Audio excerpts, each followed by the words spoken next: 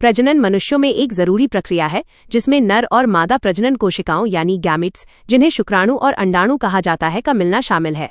ये प्रजनन कोशिकाएं युग्मकजनन नामक एक प्रक्रिया द्वारा बनती हैं।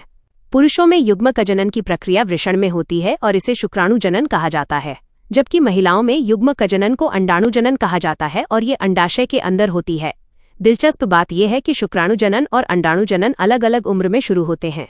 शुक्राणुजनन यौवनावस्था प्यूबर्टी में शुरू होती है, आमतौर पर 12 और 13 साल की उम्र के बीच, और इसे 2 चरणों में बांटा गया है: शुक्राणु कोशिका जनन स्पर्मेटोजेनेसिस और शुक्राणु जनन स्पर्मियोजेनेसिस। शुक्राणु कोशिका जनन पहला चरण है जो सेमिनिफेरस ट्यूब्यूल्स में होता है, जिनकी आंतरिक दीवारें शुक्राणुजन स्पर्मेटोगोनिया से भरी होती हैं। ये द्विगुणित नर जर्म कोशिकाएं होती हैं जिनमें 46 क्रोमोसोम होते हैं। इनमें से कुछ शुक्राणुजन स्पर्मेटोगोनिया समसूत्री रूप से विभाजित होते हैं, जिससे 2 पुत्री कोशिकाएं बनती हैं।